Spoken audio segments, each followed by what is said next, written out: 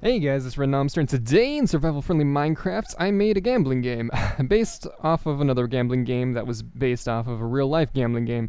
Uh, so the gambling game that I based this off of was a video made by the channel Mindaft, which will be linked in the description because without their video, I probably wouldn't have been inspired to make this at all, even though they're completely different. Anyways, the gist of their video is basically they used armor stands and raced them using command blocks, obviously. And then the command blocks gave them random probabilities of speed and also animated their running patterns and stuff like this. Obviously, this doesn't have armor stands because it's just using survival Minecraft, no commands.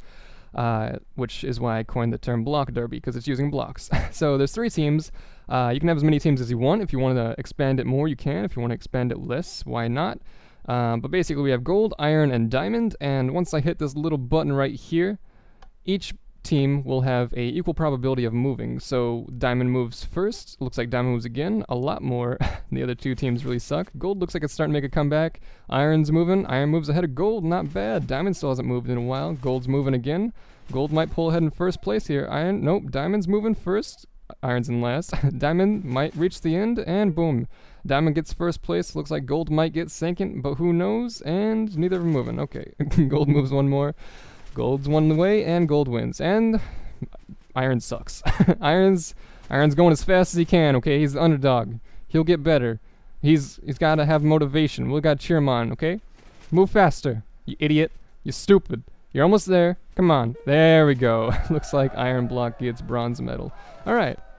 So let's fly back here where we can see an unshelled version of it, and it will probably answer your unanswered questions. It's very simple to make this. The mechanics behind it are pretty interesting, though I really enjoyed making it.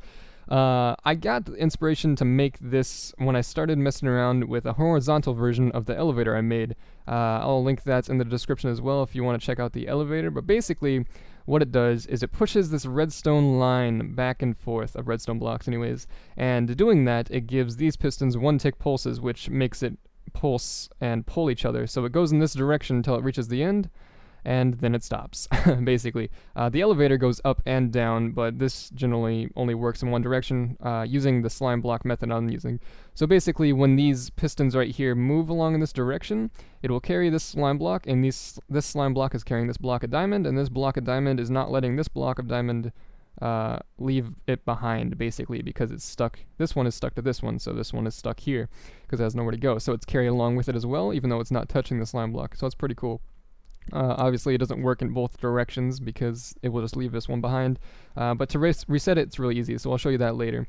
But yeah, basically, it's on this pretty simple randomizer that's on a hopper clock, and there is a 1 in 5 chance of this system getting a pulse. And when it does, it moves 1 block forward. So it has a 1 in 5 chance of moving, and each one has a 1 in 5 chance of moving. So it's equal probability, meaning it's completely random. It can go very fast. It can take a long time sometimes. It just determines how fast you want the race to go by putting a different amount of items in here. So basically, how this randomizer works, for those of you who don't know, is there's 4 unstackable items, or 4 stackable items, and then 1 unstackable item, because you can't stack swords. Unstackable items leave a 3 length redstone output, if that makes sense, if you're testing a hopper with a comparator.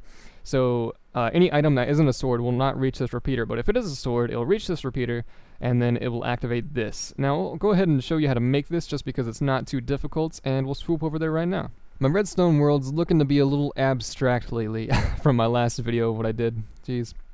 Anyways, let's go ahead and just set it up right next to each other. So we just have a simple hopper clock going right now. I'm not going to start it so it doesn't start going when I'm trying to do the redstone. But a little hopper clock that we'll put an item into, but not yet. Comparator going out of it, a upwards facing dropper. Now this dropper already has the stuff in it, but basically you can have however many chance you want. You can make it faster or make it slower. Quartz like this can be any block, I guess. Comparator. A redstone trail of 2, which I do not have, so I'm gonna get that. Get out my inventory. Boom. 1, 2.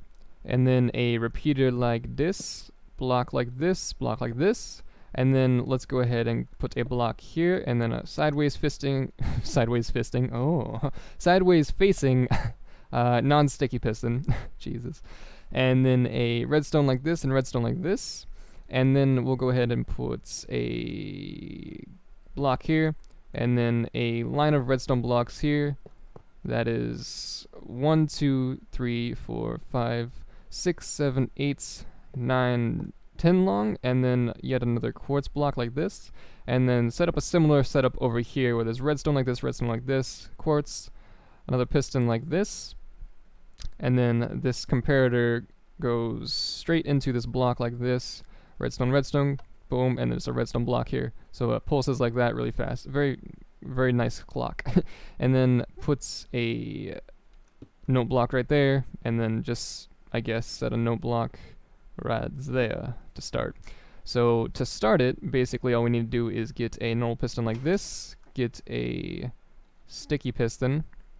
They can both be sticky pistons if you want, but just to save resources, that one does not need to because it's only going in one direction. Where are you, slime block? I can't find you. Ah, there we are. Okay, I got it. Slime block, and then 2 blocks of whatever. Probably can't be redstone block, but that's beside the point. Let's just use andesite, why not? And it can be like this. It can be like this if you wanted it to be, but it cannot be more than 2, just because this piston right here is trying to push all of those blocks, plus the blocks that are touching this, and it still counts those blocks as being carried by this. So can't be more than 2, can't be 3 or more. So yeah, that's the only tip I probably have to tell you. And then it is done, I believe, I think. Possibly. We'll see. And I think all I have to do is put a hopper on top of this dropper, of course, and then put something in here. And then it'll have a random chance. As you can see, the redstone right there is pulsing, but only when the sword goes up, it'll pulse it. So it moves 1 block at a time, and you can increase and decrease the speed. So if I come over here and I just take out 2 of these items, it's going to happen a lot more often. As you can see, beautiful. Okay, now it's not happening at all, but yeah. It just moves the whole thing along 1 block at a time, and then once this slime block gets that note block, the system will stop. And basically, the only setup that I have different from this one and that one over there is that obviously there's 3 attached to each other. But right here, when this block gets to the end, I just have it hooked up to another bud switch right here. So if the gold block reaches right here, it activates a little note block and a lamp. So it's pretty simple stuff. And to reset it, basically all you have to do is probably just turn off the hopper clock would be the best option, I guess. If you want to use a different clock, I guess that works just as well. But you break the pistons, break the blocks in the slime block, and then just reset it down here with the clock off, and you will be ready to race again. Boom! Alright, I thought of a pretty fun idea. Pause the video and place your bets in the comment of which block you think will win.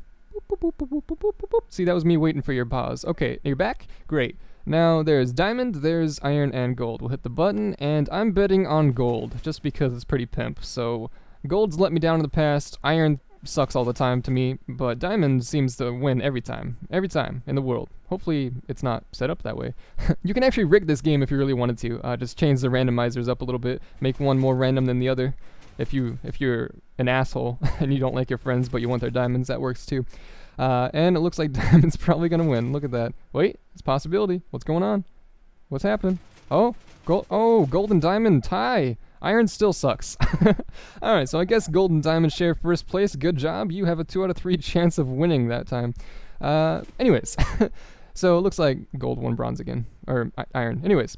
Thanks for watching, guys. Tell me what you guys think about this. I enjoyed making this. I really like the idea of it. It's really fun to watch, in my opinion. So try and make it in your own worlds, I guess. It's not too hard. And I'll see you in the next video.